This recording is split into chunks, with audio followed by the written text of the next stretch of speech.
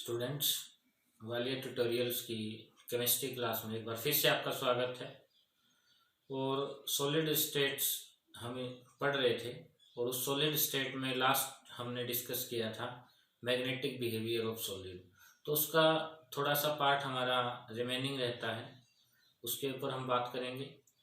और electric field का relation solid particle के साथ कैसा है उस पर भी हम आज बात करने वाले हैं। तो टॉपिक है हमारा electric and magnetic behaviour of solid, कि इलेक्ट्रिक और मैग्नेटिक बिहेवियर सॉलिड पार्टिकल का कैसा होता है। मैग्नेटिक बिहेवियर पे लास्ट लेक्चर में थोड़ा सा डिस्कशन हमने किया था और जो थोड़ा बहुत रहता है वो आज हम पूरा कर लेते हैं। तो हमने वहाँ पे बताया था कि सॉलिड पार्टिकल लगभग इतने टाइप का मैग्नेटिक बिहेवियर शो करता है। पैरामैग्नेटिक,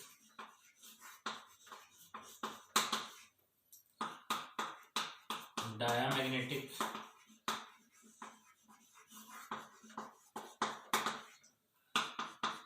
फेरोमैग्नेटिक,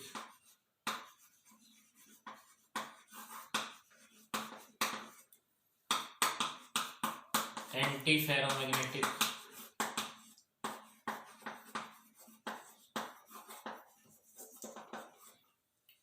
और फेरीमैग्नेटिक।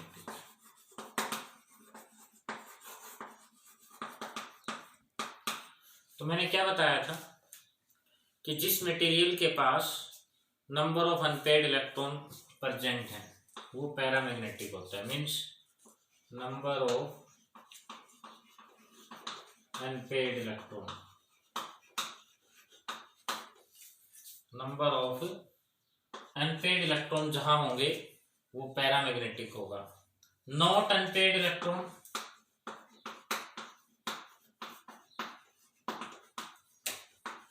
नॉट अनपेयर्ड इलेक्ट्रॉन, कोई अनपेयर्ड इलेक्ट्रॉन नहीं है, डायामैग्नेटिक। या फिर हम ये भी कह सकते हैं attraction towards magnetic field line. अगर मैग्नेटिक फील्ड लाइंस की तरफ मटेरियल का अट्रैक्शन है तो पैरामैग्नेटिक है। Repulsion towards magnetic field lines, अगर मैग्नेटिक फील्ड लाइन से रिपेल हो रहा है मटेरियल या मैग्नेटिक फील्ड लाइन को रिपेल कर रहा है तो डायामैग्नेटिक। और जनरली अगर हम इन तीनों की बात करें तो यहाँ पे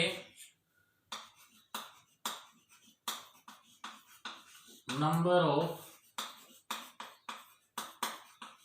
unpaired electron present in it, अगर हम इन तीनों की बात करें तो यहाँ पे अनपेयर्ड इलेक्ट्रॉन प्रेजेंट होते हैं स्टूडेंट्स। बट दिमाग में क्वेश्चन ये है कि अगर यहाँ अनपेयर्ड इलेक्ट्रॉन है तो ये पैरामैग्नेटिक क्यों नहीं है। पैरामैग्नेटिक होने चाहिए, क्योंकि हमने पढ़ा जहाँ अनपेयर्ड इलेक्ट्रॉन होते हैं वो पैरामैग्नेटिक होता है। और यहाँ तो अनपेयर्ड इलेक्ट्रॉन है फिर भी ये पैरामैग्नेटिक नहीं है। क्यों नहीं है उसी पे हम फोकस करने वाले हैं। तो उस पे अगर हम फोकस की बात करें तो हमारा सिस्टम क्या रहेगा कि ये तीनों मैंने बताया, एक तो फेरोमैग्नेटिक कि यहाँ नंबर ऑफ अनपेयर्ड इलेक्ट्रॉन है फिर भी ये पैरामैग्नेटिक क्यों नहीं है। एक मैंने लिखा एंटी फेरो और तीसरा हमारा है फेरीमैग्नेटिक।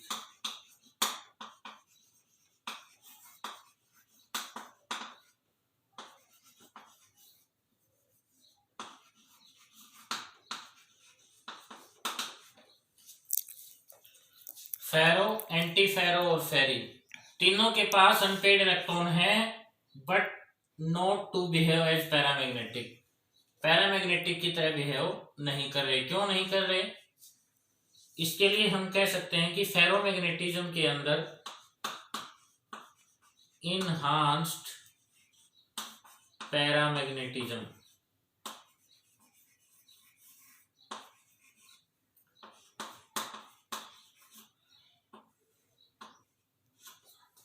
कि फेरोमैग्नेटिक मटेरियल के अंदर इनहांस्ड पैरामैग्नेटिज्म होता है। मीन्स जितना होना चाहिए उससे ज्यादा, जितना होना चाहिए उससे ज्यादा है।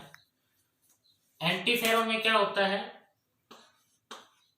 नंबर ऑफ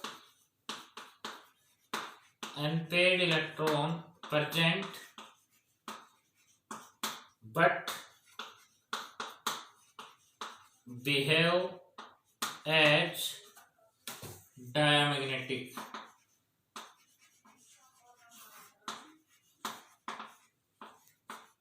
मीन्स क्या है कि अनपेड इलेक्ट्रॉन प्रेजेंट हैं बट बिहेव करता है डायमैग्नेटिक की तरह, ऐसा है तो एंटी फेरो। फेरीमैग्नेटिक में क्या कहेंगे, सबप्रेस्ड पैरामैग्नेटिज्म।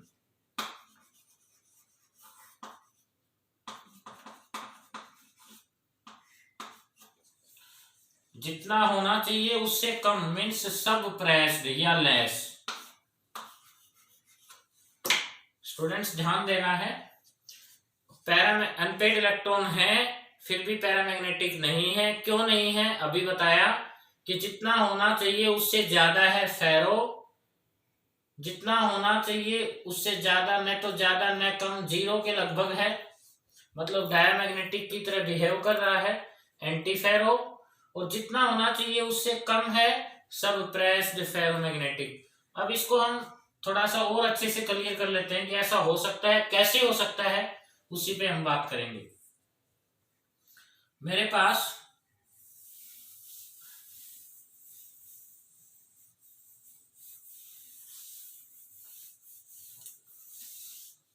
ये एक आयरन बॉक्स है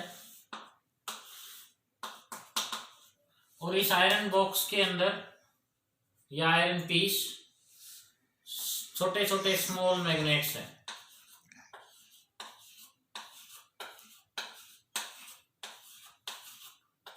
ये सारे के सारे स्मॉल मैग्नेट्स हैं।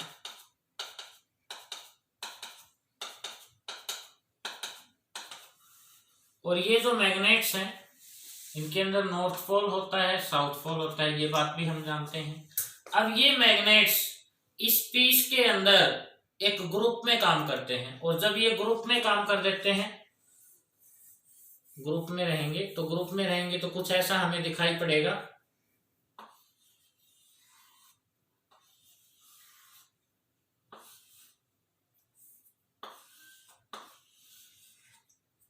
इस तरह से। और जब ये ग्रुप में काम करते हैं तो सारे मैग्नेट्स उस ग्रुप में सेम डायरेक्शन में होते हैं, जैसा कि तुम्हें दिखाई दे रहा है कि इनका डायरेक्शन सेम रहेगा। क्या कहा मैंने, एक आयरन पीस है हमारे पास, इसके अंदर स्मॉल मैग्नेट्स हैं ढेर सारे। वो स्मॉल मैग्नेट्स एक साथ ग्रुप में काम करते हैं और वो ग्रुप में काम कर देते हैं तो कुछ ऐसा कर लेते हैं और इसको बोलते हैं हम डोमेन। और ये डोमेन्स जब एक साथ इकट्ठी हो जाएं तो ये इलेक्ट्रिक मैग्नेटिक फील्ड यहाँ पे बन जाता है। ये मैग्नेटिक फील्ड की फॉर्मेशन दिखाई दे रही है। अगर इन सब का डायरेक्शन एक जैसा और सेम हो जाए, मतलब ये जो मैग्नेटिक फील्ड लाइंस हैं इनके अंदर जो मैग्नेट्स हैं, अगर ये सारे के सारे इस तरह से एक डायरेक्शन में आ जाएं, all are in same direction, तो वो होता है फेरोमैग्नेटिक। क्या कहा मैंने, all are in same direction. अगर ये जो डोमेन्स हैं एक ग्रुप में काम कर रहे हैं तो एक डोमेन में जो मैग्नेट्स होंगे वो सेम डायरेक्शन में होंगे। अगर इन सब से मिलकर के हमने मैग्नेटिक फील्ड की फॉर्मेशन की और इन सब की डायरेक्शन सेम हो जाए, ये सारे के सारे एक डायरेक्शन में आ जाए, तो हमारा जो मैग्नेटिज्म है वो जितना होना चाहिए उससे ज्यादा हो जाएगा। और ऐसा होगा, अगर ऐसी फॉर्मेशन हमें दिखाई पड़ जाए तो फेरोमैग्नेटिक। अगर कुछ मैग्नेट एक दूसरे को अपोज कर दें, तो अगर ये अपोज करेंगे तो ये इसको कैंसिल आउट कर देगा, ये इसको कैंसिल आउट कर देगा, तो मैग्नेटिज्म जीरो हो जाएगा, वो एंटी फेरो। और अगर कुछ ऐसा हो जाए कि सम आर अपोज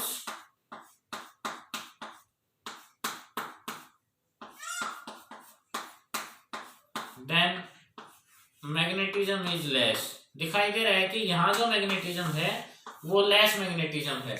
अगर इस प्रकार का हमें दिखाई देगा तो फेरी, लेस होगा तो फेरी, अपोज कर रहे हैं तो एंटी फेरो, और सारे के सारे एक डायरेक्शन में है तो फेरोमैग्नेटिक। तो ये हमारी एक्सप्लेनेशन थी कि ये अनपेड इलेक्ट्रॉन होते हुए भी फेरोमैग्नेटिक, एंटी फेरोमैग्नेटिक और फेरीमैग्नेटिक कैसे हैं। तो इस तरह से स्टूडेंट्स आपको मैग्नेटिक बिहेवियर ऑफ सॉलिड के बारे में ध्यान रखना है। पैरामैग्नेटिक अनपेड इलेक्ट्रॉन जिसके पास होते हैं, डायमैग्नेटिक अनपेड इलेक्ट्रॉन ना हो, डायमैग्नेटिक होगा मींस मैग्नेटिक फील्ड लाइन को जो अट्रैक्ट करेगा वो पैरा, रिपेल करेगा वो डाया, और जहां पे मैग्नेटिज्म जितना होना चाहिए उससे ज्यादा है फेरो, अपोज कर रहा है एंटी फेरो, जितना होना चाहिए उससे कम है फेरी। अब पैरामैग्नेटिज्म और फेरोमैग्नेटिक के बीच में एक स्पेशल कैरेक्टरिस्टिक्स है कि पैरामैग्नेटिक जो मटेरियल है अगर उसको किसी मैग्नेट के पास रख दें तो वो मैग्नेट की तरह काम करने लगता है, अगर हम उसको हटा दें तो वो मैग्नेट की तरह काम नहीं करेगा। लेकिन फेरोमैग्नेटिक में क्या होता है, अगर उसको मैग्नेट के पास रखेंगे तब तो वो मैग्नेट की तरह काम करेगा ही करेगा, लेकिन अगर हम मैग्नेट को हटा देते हैं फिर भी वो मैग्नेट की तरह काम करता है। इस स्पेशल फीचर को स्टूडेंट्स आपको ध्यान में रखना है कि फेरोमैग्नेटिक मैग्नेट के पास होने पर भी मैग्नेट की तरह काम करता है और मैग्नेट को हटाने पर भी मैग्नेट की तरह काम करता है। बट पैरामैग्नेटिक मटेरियल सिर्फ मैग्नेट के पास रहेगा या मैग्नेटिक फील्ड लाइन में रहेगा तो मैग्नेट की तरह काम करेगा, अगर वो मैग्नेट से दूर चला जाता है या मैग्नेट को हटा देते हैं तो वो मैग्नेट की तरह काम नहीं करेगा। तो अब हम बात कर लेते हैं इलेक्ट्रिक फील्ड की, कि सॉलिड पार्टिकल का रिलेशन इलेक्ट्रिक फील्ड के साथ कैसा होता है।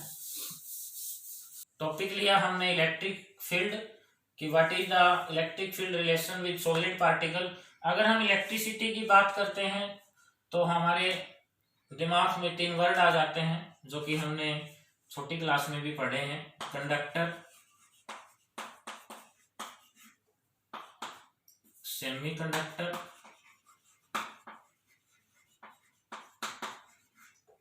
नॉन कंडक्टर, या नॉन कंडक्टर को इंसुलेटर भी हम कह देते हैं। तो हमें पता है स्टूडेंट्स, जिस मटेरियल में करंट का फ्लो इजीली हो जाए वो कंडक्टर होता है, और जिस मटेरियल में करंट का फ्लो इजीली ना हो वो इंसुलेटर होता है। जहां पे करंट आसानी से फ्लो हो रहा है कंडक्टर, नहीं हो रहा है इंसुलेटर। और इन दोनों के बीच का जो काम करता है कि करंट का फ्लो होता है बट कम होता है, करंट फ्लो होगा बट कम होगा, वो सेमीकंडक्टर होता है। ध्यान रखना है कि जहां पे इजीली करंट फ्लो हो रहा है कंडक्टर है, इजीली फ्लो नहीं हो रहा सेमीकंडक्टर है, और जहां पे फ्लो ही नहीं होता तो वो इंसुलेटर है। तो ये छोटी छोटी 3 बातें हमें ध्यान में रखनी है। अगर हमें इसको और अच्छे से समझना है तो पीरियोडिक टेबल की रेफरेंस हमें लेनी पड़ेगी, और पीरियोडिक टेबल की रेफरेंस लेकर के और किस थ्योरी से हम इसको आसानी से समझेंगे, तो इसके लिए एक स्पेशल थ्योरी हमने लिया, बैंड थ्योरी ऑफ कंडक्शन। इस थ्योरी की हेल्प से हम इन तीनों को समझेंगे। बैंड थ्योरी ऑफ कंडक्शन, ये थ्योरी क्या कहती है, तो इसके लिए periodic band theory of conduction से हम समझेंगे कंडक्टर क्या होता है, सेमीकंडक्टर क्या होता है, इंसुलेटर क्या होता है। तो ये थ्योरी क्या कहती है, तो इसके लिए पहले हम बात कर लेते हैं पीरियोडिक टेबल रेफरेंस थोड़ा सा हमें लेना पड़ेगा। हमारे पास पीरियोडिक टेबल में मेटल होते हैं, नॉन मेटल होते हैं और मेटलॉइड्स होते हैं। मेटल इलेक्ट्रिसिटी के बहुत अच्छे कंडक्टर हैं, नॉन मेटल बैड कंडक्टर हैं, और मेटलॉइड्स इलेक्ट्रिसिटी को कंडक्ट करते हैं बट कम अमाउंट में। तो कैसे, बैंड थ्योरी क्या कहती है कि यहाँ पे 2 बैंड होंगे, एक बैंड होता है कंडक्शन बैंड और दूसरा बैंड होता है वैलेंस बैंड।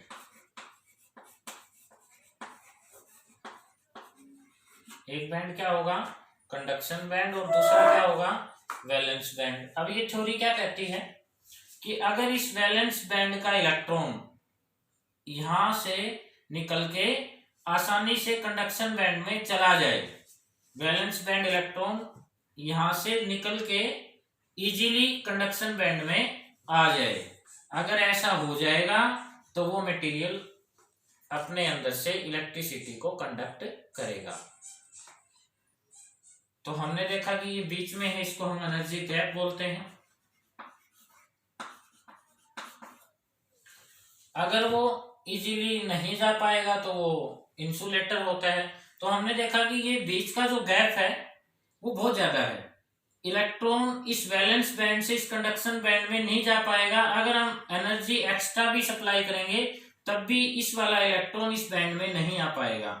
हमने क्या कहा, अगर इस वैलेंस बैंड का इलेक्ट्रॉन यहां से आसानी से निकल करके कंडक्शन बैंड में चला जाए तो वो मटेरियल इलेक्ट्रिसिटी को कंडक्ट कर सकता है। तो हमने देखा कि यहाँ पे बहुत ज्यादा गैप है, तो हम कह सकते हैं कि large gap between valence band and conduction band, this gap is large, large gap between these two, so insulator. इसको हम क्या कहेंगे, इंसुलेटर कहेंगे। एक बार फिर से देख लो कि बैंड थ्योरी क्या कहती है कि यहाँ पे दो बैंड होंगे, एक कंडक्शन बैंड होता है, एक वैलेंस बैंड होगा। अगर वैलेंस बैंड का इलेक्ट्रॉन इजीली यहां से निकल के इस बैंड में चला जाए तो वहां पे इलेक्ट्रिसिटी कंडक्ट हो जाएगी। अगर, तो हमने देखा कि यहाँ पे तो गैप बहुत ज्यादा दिखाई दे रहा है, अगर ये गैप इन दोनों बैंड के बीच का गैप लार्ज है, ज्यादा है, तो वहां पे वो इंसुलेटर मटेरियल होगा, वहां पे इलेक्ट्रिसिटी कंडक्ट नहीं होगी। अगर यही गैप कुछ ऐसा हो जाए,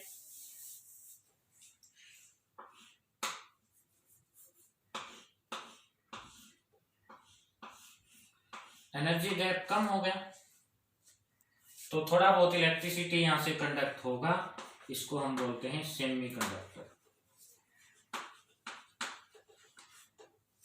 क्या कहा मैंने, गैप ज्यादा है इंसुलेटर, गैप कम हो जाए तो little bit amount electricity conduct, known as semiconductor. और अगर यही बैंड एक दूसरे को ओवरलैप करें, अगर ये ओवरलैपिंग करेंगे तो वो कंडक्टर होता है। समझ में आया, बैंड थ्योरी क्या कहती है कि अगर इन दोनों कंडक्शन बैंड और वैलेंस बैंड के बीच का एनर्जी गैप कम हो जाए तो सेमीकंडक्टर, अगर ये दोनों एक दूसरे को ओवरलैप करेंगे तो कंडक्टर।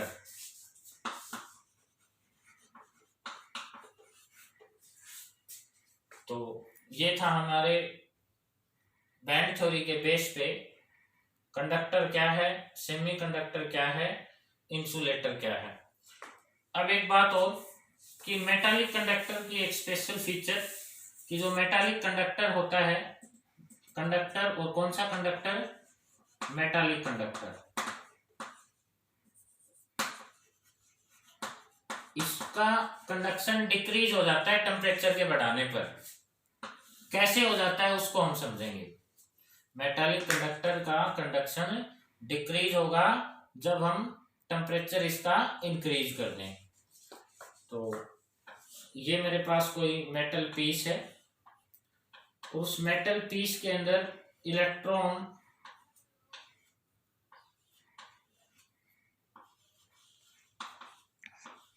एक स्पेशल डायरेक्शन में मूवमेंट करेंगे, दिखाई दे रहा है।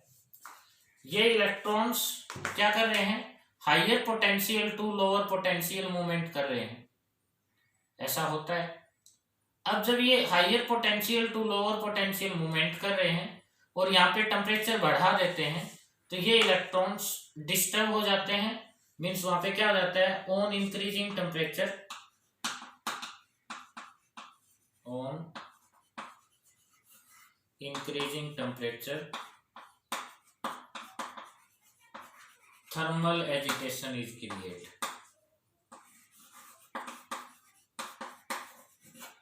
थर्मल एजिटेशन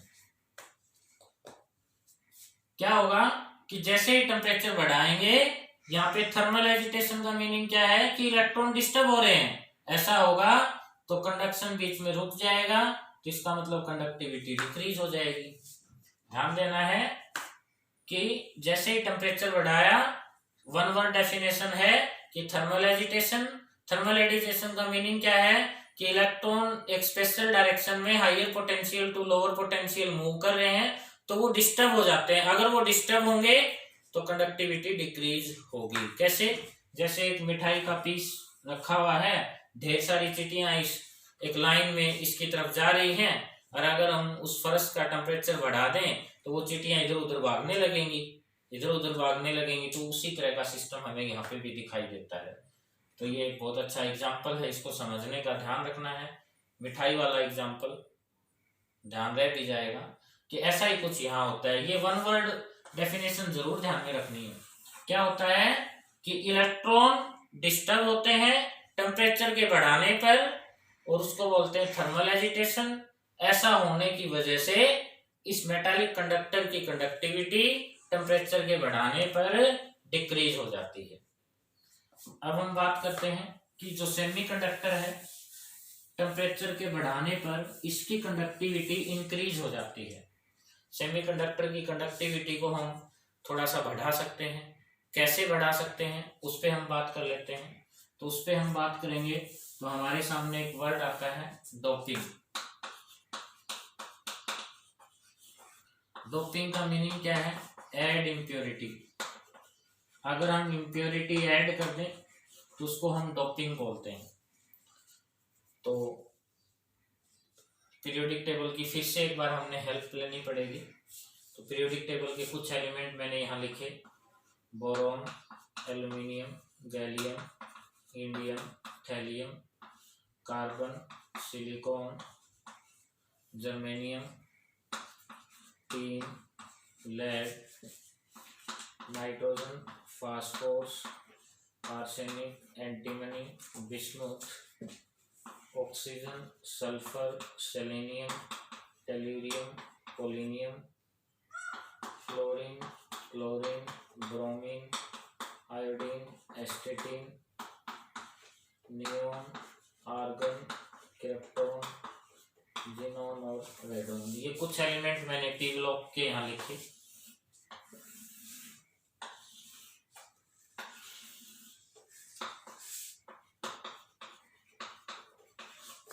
और हम जानते हैं कि यहाँ पे वैलेंस इलेक्ट्रॉन 3 होंगे, यहाँ पे 4, यहाँ पे 5, 6, 7 और 8। वैलेंस इलेक्ट्रॉन के बारे में 9th क्लास में भी पढ़ा, 11th में भी पढ़ा। आउटर मोस्ट शेल इलेक्ट्रॉन होता है। अगर याद है तो बहुत अच्छी बात है, नहीं याद है तो उससे भी अच्छी बात, याद कर लेना। 11th क्लास में हमने पढ़ा है। इस पे ध्यान रखना है कि 13 में 3, 14 में 4, 15 में 5, 16 में 6, 17 में 7 और 18 में 8। ये इनके वैलेंस इलेक्ट्रॉन है, इनकी हमें हेल्प लेनी पड़ेगी। इनसे ही हम समझेंगे कि किस प्रकार सेमीकंडक्टर का कंडक्टिविटी हम थोड़ा बहुत बढ़ा सकते हैं। तो हम मेनली फोकस करेंगे 14 ग्रुप एलिमेंट पे। और सिलिकॉन और जर्मेनियम बहुत अच्छे सेमीकंडक्टर हैं, क्योंकि हमें सेमीकंडक्टर की इंक्रीजिंग कंडक्टिविटी पे फोकस करना है कि किस प्रकार इंक्रीज हो सकती है। तो हमने 2 अच्छे सेमीकंडक्टर लिए, सिलिकॉन और जर्मेनियम, जो कि बहुत अच्छे सेमीकंडक्टर हैं। सिलिकॉन के पास आउटर शेल में 4 इलेक्ट्रॉन हैं। तो ये मैंने एक सिलिकॉन का फॉर्मेशन बनाया, 4 बॉन्ड बनाए इस तरह से। सिलिकॉन जो मॉलिक्यूल है, तो हमने पीरियोडिक टेबल बनाया। 2 सेमीकंडक्टर मैंने यहाँ से बहुत अच्छे लिए, सिलिकॉन और जर्मेनियम। ये सिलिकॉन का अरेंजमेंट है। हमने देखा सिलिकॉन के पास वैलेंस इलेक्ट्रॉन 4 हैं, तो 4 बॉन्ड वो अच्छे से बना सकता है। तो 1 2 3 4, 1 2 3 4, सभी सिलिकॉन्स ने 4 बॉन्ड अपने बनाए। मैंने क्या कहा? ऐड इम्प्योरिटी, उसको हम डोपिंग बोलते हैं। तो हमारी डोपिंग 2 तरह की रहेगी। मतलब 2 तरह का मीनिंग क्या है कि हमें इम्प्योरिटी ऐड करनी है इस अरेंजमेंट के अंदर। और इस अरेंजमेंट में अगर हम इम्प्योरिटी ऐड करेंगे तो 2 टाइप्स इम्प्योरिटी पे हमें फोकस करना है। पहला इम्प्योरिटी है ट्राइवेलेंट, ट्राईवैलेंट इम्प्योरिटी। दूसरा इम्प्योरिटी है पेंटावैलेंट इम्प्योरिटी।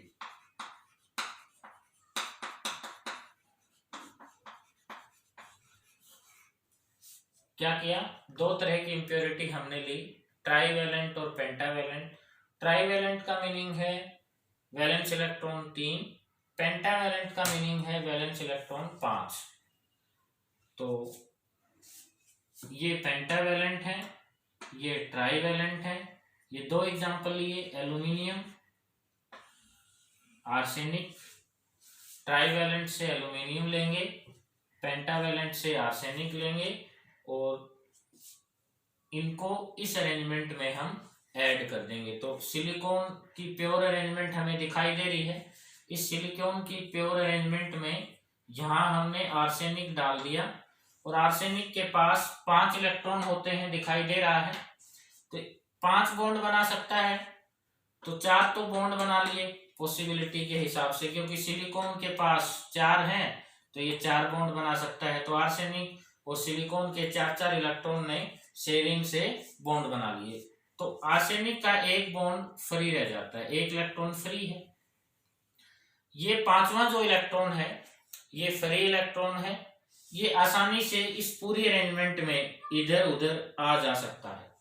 क्या कहा, 5 वैलेंस इलेक्ट्रॉन थे, 5 में से 4 ने तो बॉन्ड फॉर्मेशन में पार्ट शेयर कर लिया, अब 4 ने तो बॉन्ड फॉर्मेशन में शेयरिंग कर लिया, 5वां जो बचा हुआ है वो आसानी से इस अरेंजमेंट में इधर उधर जा सकता है। इलेक्ट्रॉन पे नेगेटिव चार्ज है, तो नेगेटिव चार्ज कैरियर अगर इस अरेंजमेंट में इधर उधर मूवमेंट करेगा तो इलेक्ट्रिसिटी थोड़ा सा बढ़ जाएगा।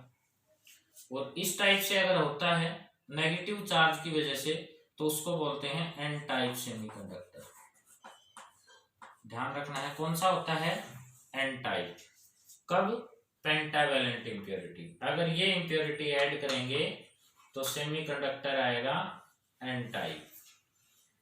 ध्यान रखना है कि जब पेंटावैलेंट इम्प्योरिटी को ऐड किया, कहने का मतलब है कि नेगेटिव चार्ज कैरियर की वजह से कंडक्टिविटी बढ़े, कंडक्टिविटी बढ़ जाएगी, तो उसको बोलते हैं एन टाइप सेमीकंडक्टर। अब हम एल्यूमिनियम की बात कर लेते हैं। हमने एल्यूमिनियम लिया, मींस ट्राईवैलेंट इम्प्योरिटी लिया और इसके अंदर ऐड कर दिया। तो एल्यूमिनियम तो 3 बॉन्ड बना सकता है क्योंकि इसके अंदर 3 इलेक्ट्रॉन है। तो अब ये वाला बॉन्ड यहाँ नहीं बनेगा, तो सिलिकॉन का इलेक्ट्रॉन तो है ना, एल्यूमिनियम पे तो इलेक्ट्रॉन नहीं है, तो यहाँ पे हमने एक होल बना दिया। इसको हम बोलते हैं पॉजिटिव होल।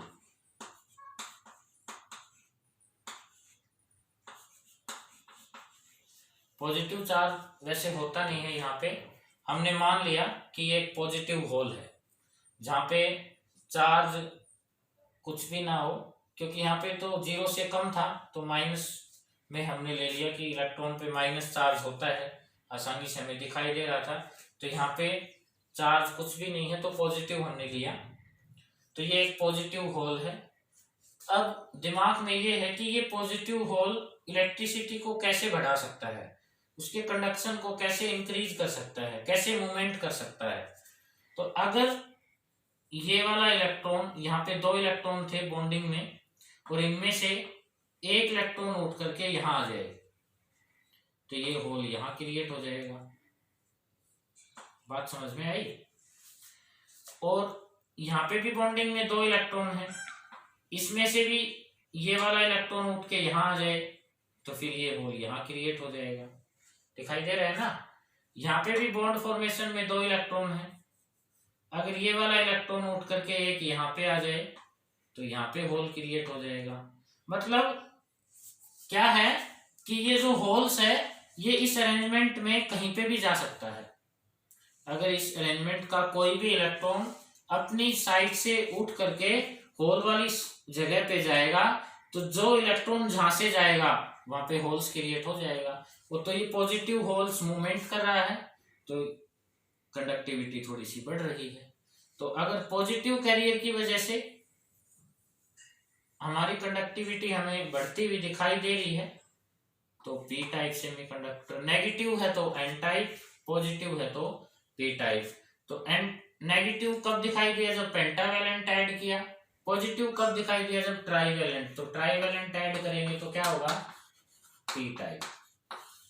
तो ये डोपिंग की वजह से हमारे पास सेमीकंडक्टर की न्यू टाइप दो तरह की आ सकती है, पी टाइप आ सकती है, एन टाइप आ सकती है। तो नेगेटिव की वजह से हो तो एन टाइप, पॉजिटिव की वजह से हो तो पी टाइप। कैसे होगी वो हमने बहुत अच्छे से आपको समझाया। अब इसी पे बेस्ड दो छोटी छोटी बातें हैं हमारे सामने। एक तो है इंट्रिंसिक सेमीकंडक्टर, इंट्रिंसिक,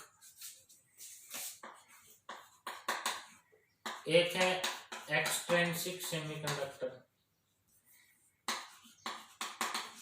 एक क्या लिखा मैंने?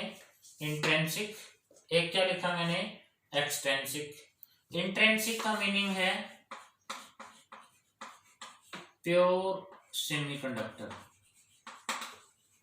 जो प्योर सेमीकंडक्टर होता है वो इंट्रिंसिक होता है, जैसे लाइक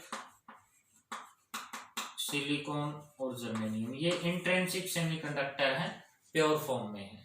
अगर इन्हीं के अरेंजमेंट में इस तरह से कोई इंप्योरिटी ऐड कर दें तो एडिंग इंप्योरिटी को हम क्या कहते हैं? डोपिंग कहते हैं। तो इंप्योरिटी को ऐड किया, उसको डोपिंग कहेंगे। आफ्टर डोपिंग एक्सट्रिंसिक सेमीकंडक्टर, तो इम्प्योर सेमीकंडक्टर ये भी कह सकते हैं।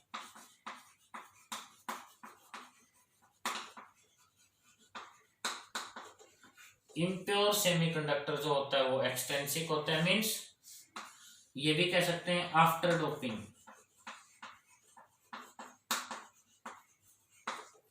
आफ्टर डोपिंग जो सेमीकंडक्टर की नई फॉर्मेशन आएगी वो एक्सट्रिंसिक सेमीकंडक्टर होते हैं। डोपिंग दो तरह से है, ट्राईवेलेंट और पेंटावेलेंट।